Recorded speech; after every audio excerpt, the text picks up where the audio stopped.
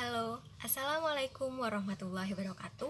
Perkenalkan, nama saya Firdausiah dengan NIM 191910501075, kelas A.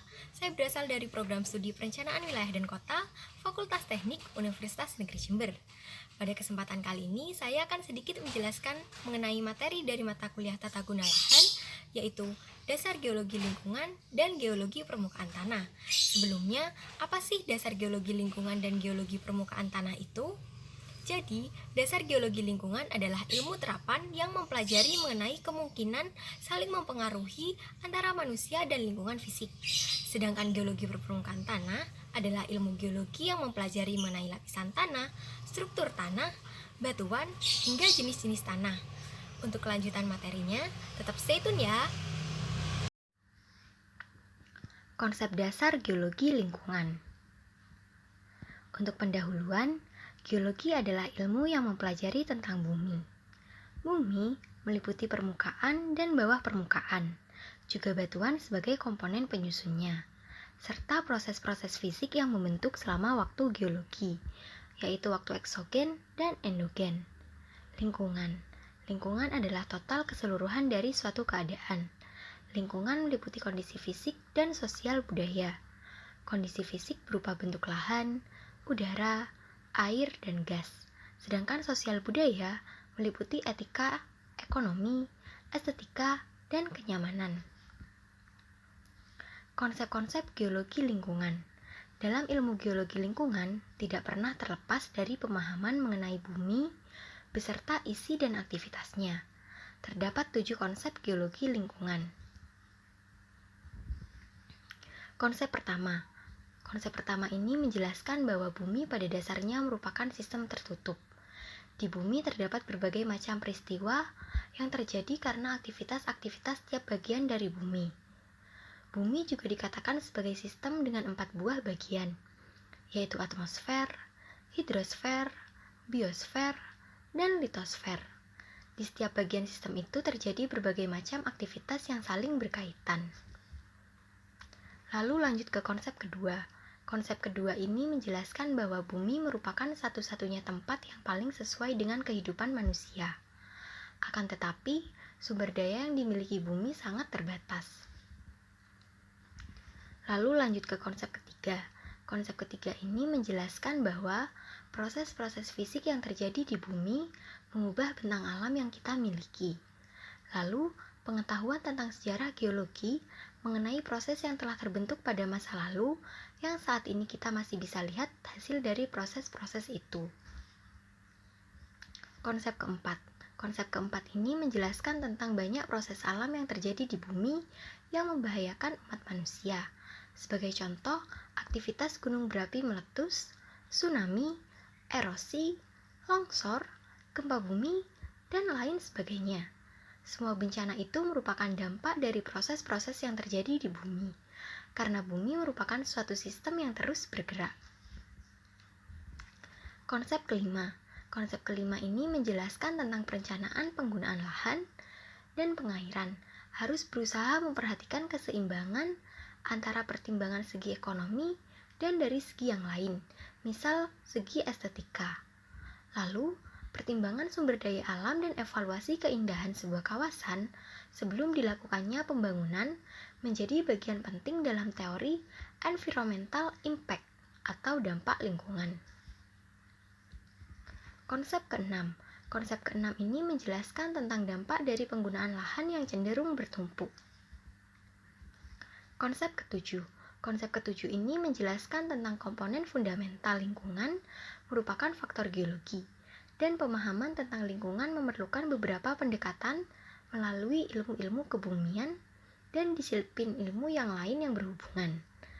Lalu, perbedaan dalam mempertimbangkan suatu pembangunan sebuah wilayah dapat digolongkan menjadi 3 kategori, yaitu fisik, biologis, dan fungsi kedayagunaan. Faktor fisik, yaitu pertimbangan keadaan geografis, proses geografis, proses hidrologi, tipe batuan dan tanah, serta klimatologi. Kemudian faktor biologis, yaitu pertimbangan aktivitas makhluk hidup, terutama tumbuhan dan hewan, perubahan keadaan biologis atau proses spatial analisis terhadap informasi. Kemudian faktor fungsi kedayagunaan, yaitu kegunaan lahan, estetika, keterkaitan antara aktivitas manusia dengan faktor fisik dan biologis, serta peraturan yang mengatur lingkungan. Geologi pada permukaan tanah. Lapisan tanah, struktur tanah, dan jenis tanah. Lapisan tanah. Tanah terdiri atas lapisan-lapisan. Lapisan tanah berturut-turut dari atas ke bawah. Setiap lapisan memiliki jenis tanah yang berbeda. Begitu pula dengan struktur tanah. Batuan yang dikandung dalam tanah, jenis kesuburan tanah, dan lain sebagainya. Adapun gambar tanah adalah seperti pada gambar berikut. Jadi, terdiri atas 4 lapisan, yaitu lapisan atas, lapisan tengah, lapisan bawah, juga lapisan batuan induk. Jenis lapisan tanah. Yang pertama ada tanah lapisan atas. Tanah lapisan atas berwarna gelap dan kehitam-hitaman. Tebalnya antara 10-30 cm. Lapisan ini merupakan lapisan tersubur karena adanya bunga tanah atau humus. Lapisan tanah atas atau topsoil merupakan bagian yang optimum untuk kehidupan tumbuh-tumbuhan. Semua komponen-komponen tanah juga terdapat di lapisan ini, yaitu mineral sebanyak 45%, bahan organik 5%, air antara 20-30%, dan udara dalam tanah antara 20-30%. Next, tanah lapisan bawah. Tanah lapisan bawah warnanya lebih cerah dan lebih padat daripada tanah lapisan atas. Lapisan tanah ini tebalnya antara 50-60 cm, lebih tebal dari lapisan atas. Sering juga disebut dengan tanah cadasatau atau tanah keras. Di lapisan tanah ini, kegiatan jasad hidup mulai berkurang.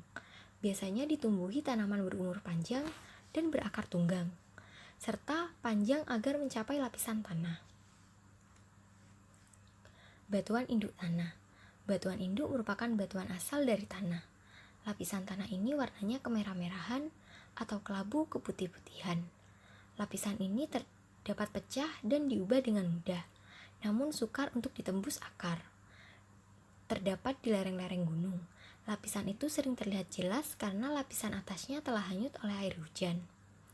Semakin ke dalam lapisan ini merupakan batuan pecel yang belum mengalami proses pemecahan. Pada lapisan ini, tumbuhan jarang bisa hidup. Struktur tanah. Pengertian tanah. Tanah adalah bagian kerak bumi yang tersusun atas mineral dan bahan organik. Tanah sangat berperan dalam kehidupan makhluk hidup di bumi, karena tanah membantu pertumbuhan tumbuhan dengan menyediakan unsur hara, air, dan unsur-unsur yang diperlukan tumbuhan untuk tumbuh sebagai penopang akar tanah, juga menjadi habitat hidup bagi makhluk hidup organisme. Bagi sebagian besar hewan darat, tanah menjadi tempat untuk hidup dan bergerak. Dari segi klimatologi, tanah memegang peranan penting sebagai penyimpan air dan menekan erosi, meskipun tanah sendiri juga dapat tererosi. Komposisi tanah berbeda-beda pada satu lokasi dengan lokasi yang lain. Air dan udara merupakan bagian dari tanah. Macam-macam jenis tanah di Indonesia. Yang pertama ada tanah humus. Tanah humus adalah tanah yang sangat subur, terbentuk dari lapukan daun dan batang pohon di hutan hujan tropis yang lebat. Kemudian tanah pasir. Tanah pasir adalah tanah yang bersifat kurang baik bagi pertanian, yang terbentuk dari batuan beku serta batuan sedimen yang memiliki butir kasar dan berkerikil. Kemudian tanah aluvial. Tanah aluvial adalah tanah yang dibentuk dari lumpur sungai yang mengendap di dataran rendah, yang memiliki sifat tanah yang subur dan cocok untuk lahan pertanian. Kemudian ada tanah potzolit. Tanah potzolit adalah tanah subur yang umumnya berada di pegunungan dengan curah hujan yang tinggi dan bersuhu rendah atau dingin. Kemudian ada tanah vulkanis. Tanah vulkanis adalah tanah yang terbentuk dari lapukan materi letusan gunung berapi yang subur, mengandung zat unsur hara yang tinggi. Jenis tanah vulkanik ini dapat dijumpai di sekitar lereng gunung berapi. Kemudian ada tanah laterit. Tanah laterit adalah tanah tidak subur yang tadinya subur dan kaya akan unsur hara. Namun unsur hara tersebut hilang karena larut dibawa oleh air hujan yang tinggi. Contohnya ada di Kalimantan Barat dan Lampung. Kemudian ada tanah Mediteran. Tanah Mediteran adalah tanah yang sifatnya tidak subur yang terbentuk dari pelapukan batuan yang kapur. Contohnya ada di Nusa Tenggara, Maluku, Jawa Tengah, dan Jawa Timur. Kemudian ada tanah organosol. Tanah organosol adalah jenis tanah yang kurang subur untuk bercocok tanam, yang merupakan hasil bentukan pelapukan dari tumbuhan rawa. Contohnya ada di rawa Kalimantan, Papua, dan Sumatera. Kemudian jenis-jenis tanah. Yang pertama ada tanah vulkanis. Tanah vulkanis ini terdiri ada tanah andosol, tanah regosol, dan tanah aluvial. Kemudian tanah organosol. Tanah organosol terdiri dari tanah humus dan tanah gambut. Kemudian ada tanah terrarosa, terdiri atas tanah renzina dan tanah mediteran. Kemudian ada tanah litosol, tanah podzol, tanah laterit, dan tanah mergel. Tanah andosol. Tanah andosol ini proses terbentuknya dari abu vulkanis yang telah mengalami pelapukan. Ciri-ciri dari tanah andosol sendiri adalah warna kelabu hingga kuning, serta peka terhadap erosi dan sangat subur. Untuk pemanfaatannya bisa digunakan sebagai lahan pertanian, perkebunan, hutan pinus atau cemara. Untuk persebaran tanah andosol sendiri terdapat di Sumatera, Jawa, Bali, Lombok, Halmahera, Nusa Tenggara Barat, juga Sulawesi. Tanah regosol. Tanah regosol proses terbentuknya dari endapan abu vulkanis baru yang memiliki butir kasar. Untuk ciri-ciri dari tanah regosol adalah berbutir kasar, berwarna kelabu hingga kuning, dan kadar bahan organik rendah. Untuk pemanfaatan dari tanah regosol adalah untuk pertanian padi, palawija, tebu, dan kelapa. Untuk persebaran dari tanah regosol sendiri berada di lereng gunung berapi, pantai, dan bukit pasir pantai yang meliputi Pulau Sumatera, Jawa, dan Nusa Tenggara. Tanah aluvial. Untuk proses terbentuknya terdiri dari tanah hasil erosi, yaitu lumpur dan pasir halus, di daerah-daerah dataran rendah. Untuk ciri-ciri dari tanah aluvial, berwarna kelabu dan peka terhadap erosi. Untuk pemanfaatan dari tanah aluvial sendiri sebagai lahan pertanian sawah dan palawija. Persebaran tanah aluvial berada di Sumatera, Jawa bagian utara, Halmahera, Kalimantan Barat, Kalimantan Selatan, Sulawesi, dan Papua bagian selatan. Next, tanah humus. Tanah humus ini proses terbentuknya dari hasil pembukaan bahan-bahan organik. Kemudian ciri-ciri dari tanah humus adalah berwarna kehitaman, mudah basah, serta mengandung bahan organik dan juga sangat subur. Untuk pemanfaatan tanah humus adalah sebagai lahan pertanian. Persebarannya berada di Lampung, Jawa Tengah bagian selatan, Kalimantan Selatan, dan Sulawesi Tenggara. Next ada tanah gambut. Tanah gambut ini proses terbentuknya berasal dari hasil pembusangan tumbuhan atau bahan organik daerah yang selalu tergenang air atau rawa-rawa.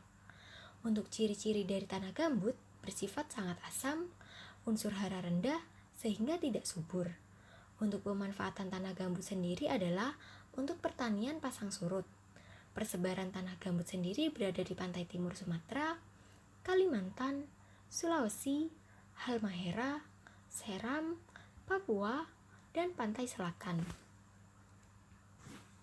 Next ada tanah litosol. Tanah litosol ini proses terbentuknya dari pelapukan batuan beku dan sedimen yang masih baru atau belum sempurna, sehingga butirannya besar atau masih kasar. Untuk ciri-ciri dari tanah litosol, tekstur tanahnya beraneka ragam dan pada umumnya berpasir, serta tak bertekstur. Untuk warna kandungan batu, kerikil, dan kesuburan bervariasi. Pemanfaatan dari tanah litosol sendiri masih menjadi alang-alang, kemudian untuk hutan. Untuk persebaran tanah litosol sendiri ada di Jawa Tengah, Jawa Timur, Madura, Nusa Tenggara, Maluku, Sulawesi, dan Sumatera. Tanah podzol. Tanah podzol ini proses terbentuknya di daerah yang memiliki suhu rendah dan curah hujan tinggi. Ciri-ciri dari tanah podzol sendiri berwarna pucat, kandungan pasir kuarsa tinggi, sangat masam, juga peka terhadap erosi, namun kurang subur. Untuk pemanfaatan dari tanah podzol adalah untuk pertanian palawija. Persebarannya sendiri ada di Kalimantan Tengah, Sumatera Utara, juga Papua. Kemudian ada tanah laterit. Tanah laterit ini proses terbentuknya berasal dari tanah yang tercuci air hujan, sehingga unsur hara telah hilang meresap dan mengalir ke dalam tanah. Ciri-ciri dari tanah laterit adalah warna coklat kemerah-merahan, tidak subur. Untuk pemanfaatannya sendiri adalah untuk lahan pertanian. Dan persebaran tanah laterit sendiri ada di Kalimantan Barat, Lampung, Banten, juga Sulawesi Tenggara. Tanah mergel. Tanah mergel sendiri proses terbentuknya dari hasil campuran pelarutan kapur, pasir, tanah liat, serta peristiwa air hujan. Ciri-ciri dari tanah mergel adalah tidak subur, sedangkan pemanfaatannya adalah untuk hujan jati. Persebaran tanah mergel sendiri ada di Yogyakarta, Priangan Selatan di Jawa Barat, Pegunungan Kendeng di Jawa Tengah, Kediri, Madiun, juga Nusa Tenggara. Tanah renzina. Tanah renzina ini proses terbentuknya dari pelapukan batuan kapur di daerah yang memiliki curah hujan tinggi. Ciri-ciri dari tanah renzina sendiri adalah berwarna putih sampai hitam dan juga miskin unsur hara. Untuk pemanfaatannya adalah untuk palawija, juga hutan jati. Sedangkan persebaran dari tanah renzina berada di Gunung Kidul, Yogyakarta. Tanah Mediteran. Tanah Mediteran proses terbentuknya berasal dari hasil pelapukan batuan kapur, keras, dan juga sedimen.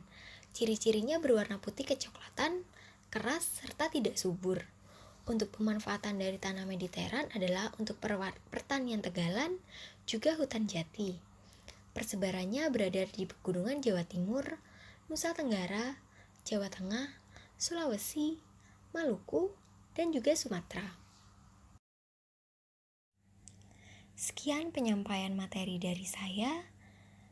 Semoga ilmunya dapat bermanfaat. Terima kasih.